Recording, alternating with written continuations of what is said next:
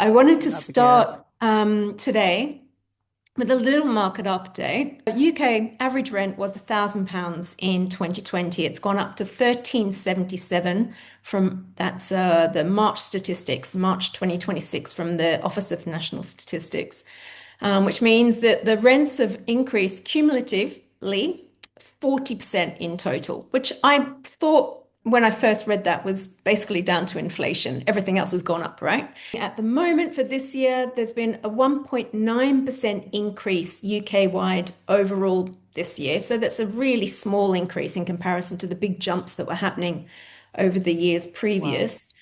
And actually, in some areas, there's been a drop in rental prices.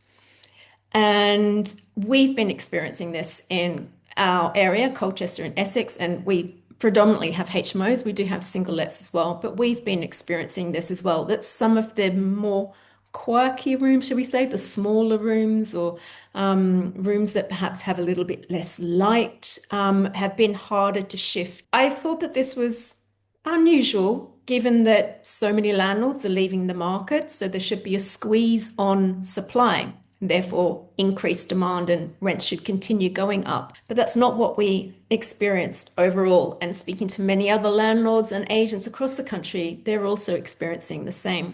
Having a little look into things, what I discovered is that there's been a huge drop in net migration. In 2023, we had plus 900,000 migration figures. So almost a million extra people in the country.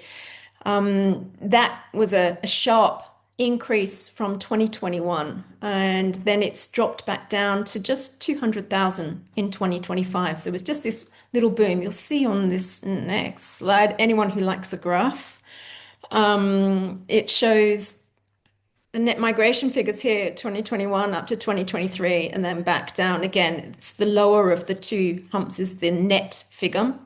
And then over here is the rental inflation, again from 2021 coming up to that's 2024 at the peak and coming back down again. So the graphs match each other, whereas percentage of rental households is overall flat. You see it's been increasing steadily from, I think that's about 2004, goes up to about 2016, the peak, and then it's come down slightly since 2016, but overall been steady. So the number of landlords exiting, there's been pretty much an equal number of landlords entering the market. So there's been no real change in supply. But what has changed is this immigration, which obviously affects the rental market because immigrants coming into the country for a short period of time like to rent.